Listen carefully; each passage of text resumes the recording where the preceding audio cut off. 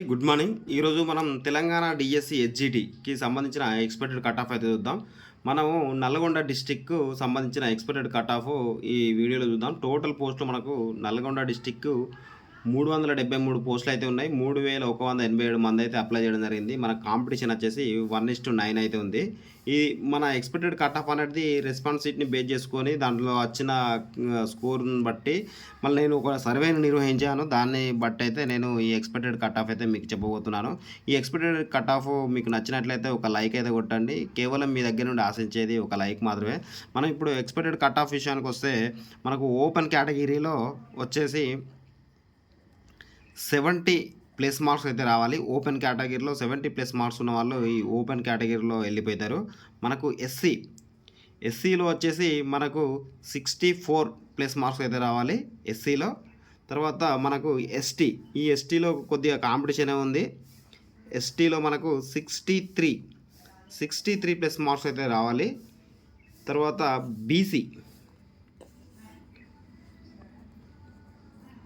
బీసీఏకి వచ్చేసి మనకు 62 plus marks అయితే రావాలి. బీసీబీలో కొద్దిగా కాంపిటీషన్ ఉందండి. 68 ప్లస్ మార్క్స్ అయితే రావాలి మనకు బీసీబీకి వచ్చేసి.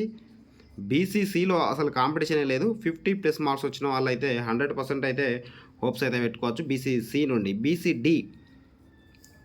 బీసీడీలో కూడా కాంపిటీషన్ ఉందండి. మనకు 68 ప్లస్ మార్కులు అయితే రావాలి. 68 ప్లస్ మార్క్స్ ఉన్న వాళ్ళైతే ఈ డి నుండి హోప్స్ అయితే పెట్టుకోవచ్చు. బీసీఈ నుండి మనకు కాంపిటీషన్ తక్కువనే ఉంది. 60 ప్లస్ మార్క్స్ ఉన్న వాళ్ళైతే హోప్స్ అయితే పెట్టుకోవచ్చు బీసీఈ నుండి. నెక్స్ట్ వచ్చేసి ఈడబ్ల్యూఎస్ ఎకనామికల్లీ వీకర్ సెక్షన్ వాళ్ళకు 60 ప్లస్ మార్క్స్ వస్తే హోప్స్ అయితే పెట్టుకోవచ్చు. ఫిజికల్లీ హ్యాండిక్యాప్డ్ వాళ్ళైతే 45 ప్లస్ మార్క్స్ రావాలి. స్పోర్ట్స్ కోటా కింద వాళ్ళ సర్టిఫికేట్ని బేస్ చేసుకొని అయితే జాబ్ ఇవ్వడం అయితే జరుగుతుంది. ఎక్స్ సర్వీస్ మెన్ వాళ్ళకు కూడా 45 ప్లస్ మార్క్స్ ఉంటే వాళ్ళకు జాబ్ అయితే ఎక్స్పెక్ట్ చేయొచ్చు. మీకు ఈ ఎక్స్ప్లెనేషన్ ఇట్లా నచ్చినట్లయితే ఒక లైక్ అయితే కొట్టండి.